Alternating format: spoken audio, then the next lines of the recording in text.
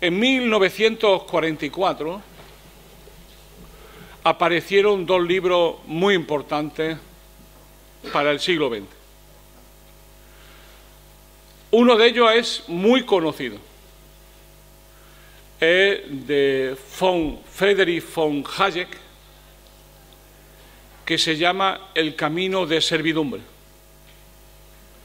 El otro libro, menos conocido, pero creo que igual o más importante, es de un señor llamado Karl Polanyi, que se llama La Gran Transformación.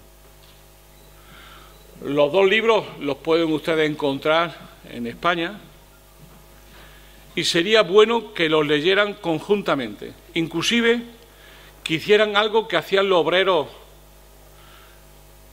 a final del siglo XIX y XX, seminarios para aprender a leer y a escribir y también a discutir de política. Von Hayek y Polanyi tenían mucho en común, enormemente en común. Polanyi era mayor, pero los dos eran hijos de una civilización, de una cultura, que es la cultura austrohúngara. La gran cultura austrohúngara que duró hasta el año 1934 con un golpe de Estado auspiciado por la derecha por un señor que se llamaba Dollfuss, con el apoyo no de Hitler, sino de Benito Mussolini.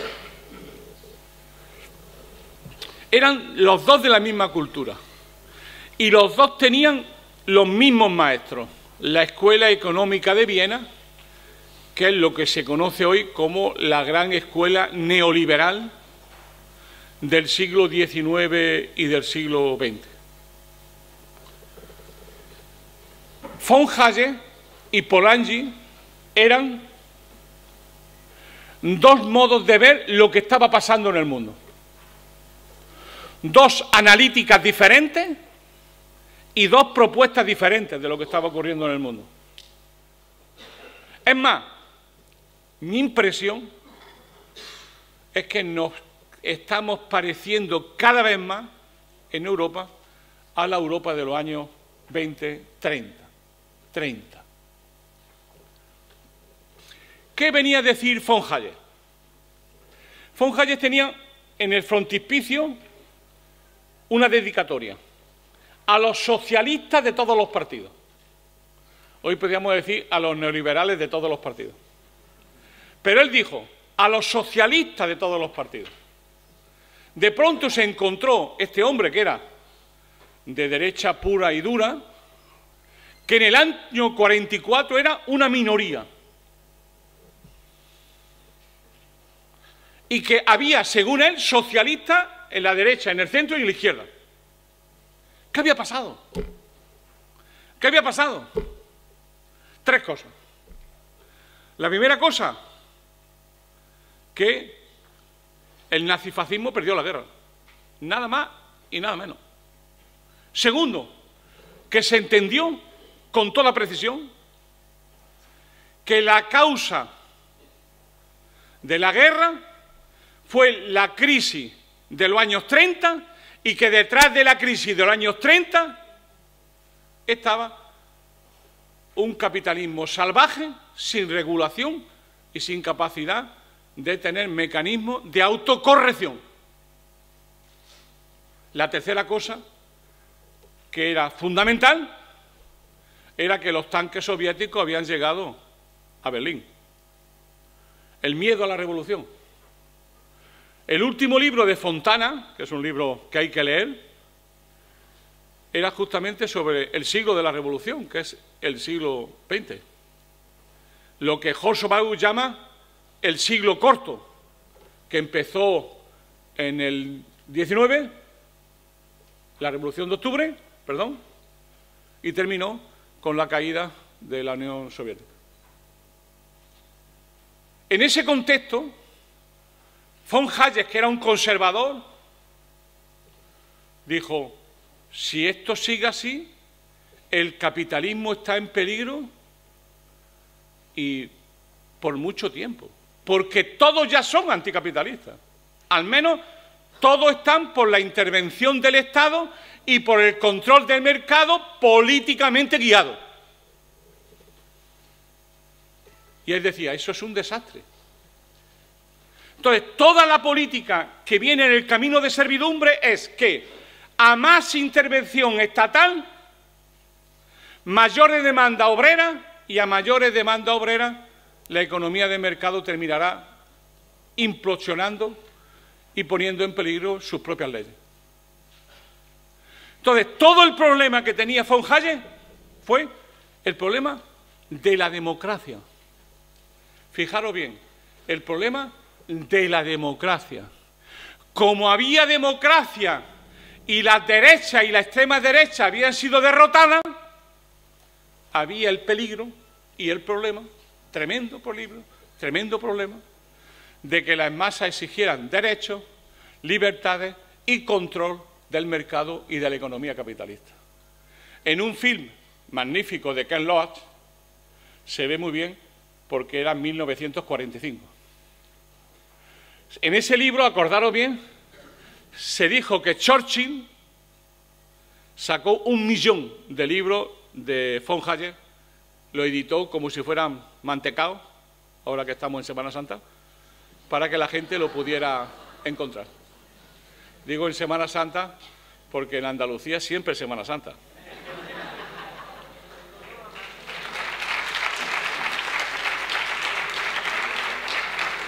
Pero ¿sabéis por qué siempre es Semana Santa en Andalucía? Pues nuestra relación con lo sacro. Nuestra relación con lo sacro siempre es laico. Y por eso en Semana Santa son ¿qué? ¿Qué son la Semana Santa? Son las fiestas romanas. ¿Y qué son las procesiones de Semana Santa? Esto no lo tenía yo previsto decirlo, ¿eh? ¿Qué son procesiones de la Semana Santa?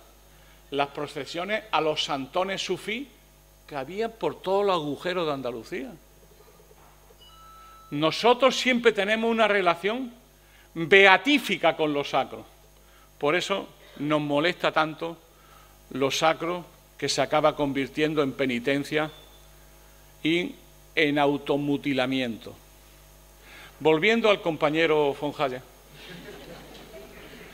había que decir que ese compañero de extrema derecha, su miedo era cómo despolitizar la política. Porque las masas habían accedido a la política. Había que despolitizar la política. ¿Y cómo lo consiguió? ¿Cómo lo intentó conseguir? Lo intentó conseguir con lo que él llamaba el federalismo económico, que ha servido como línea estratégica a la construcción de la Unión Europea. Esto sería muy largo, lo resumo así. La idea de von Hayek fue, para acabar con la politización de la economía, hace falta quitarle a la soberanía popular el control de la economía. ¿Y a quién se la dejamos? Al Banco Central Europeo. ¿Y quién controla el Banco Central Europeo? El Banco Central Europeo. Luego, ¿qué mejor problema y qué mejor solución que los que tienen el dinero controlen el valor del dinero y cómo se distribuye? Fue un genio. Von Hayek fue un genio. ¿Qué ocurre? Que cuando dijo eso le tiraban piedras por las calles. Ese compañero fue de una minoría horrible y sin embargo nunca se rindió. Cuidado, nunca se rindió. Polanyi era diferente. Karl Polanyi tenía otra mentalidad, otro estilo, otra forma de ver las cosas. Él dijo, esta es una crisis de la civilización capitalista. ¿Y por qué es una crisis de la civilización capitalista? El libro se llama La Gran Transformación. Se puede comprar, no es caro y es bueno hasta leer. En esta sociedad es bueno leer de vez en cuando. Y dice, ¿qué dijo el compañero Polanyi? Este era un compañero de verdad, era un socialista cristiano, un camarada. Sí, mi amor. ¿Me dan un minuto? y yo que estaba haciendo faena de aliño para esperar a otro, me di cuenta que el otro ya ha llegado. Con lo cual se puede decir que estoy a punto de terminar mi intervención. Pero yo me estaba preparando para una cosa un poco más larga. A lo que iba. La idea es muy simple, dijo Polanyi, compañero y compañera. Cuando el capitalismo pretende dirigir la sociedad al mercado y el sueño de las personas, lo hace incompatible con la sociedad y la sociedad reaccionará. ¿A que sí, querido Marco? La sociedad reaccionará. Y decía, el socialismo es una reacción de la sociedad ante el predominio del mercado. El fascismo es una reacción de la sociedad ante el predominio del mercado. Y decía Polanyi, estamos en la fase B. Estamos ahora en la fase B. ¿Qué está ocurriendo? Lo que está ocurriendo en todas partes es que las sociedades están reaccionando contra la economía y la sociedad de mercado. Y como no hay hipótesis de izquierda, lo que viene es una hipótesis de derecha. Y eso es lo que hay detrás de Hungría, lo que hay detrás de Austria, lo que hay detrás de Holanda, lo que hay detrás de Alemania, menos de España. Ah, amigos, mira nosotros, que somos los ultimicos de la izquierda del mundo. Pero aquí no ocurre eso. Siempre me podría decir algo, tenemos al PP que ya es bastante. Bueno, se puede decir que entre el PP y esto hay una diferencia de grado, pero un grado un poco superlativo. Pero la clave está ahí. La sociedad está reaccionando. Y en España, en esta tierra nuestra, en Andalucía, es el único sitio donde la izquierda está avanzando en Europa. Es un bien precioso que no podemos subestimar.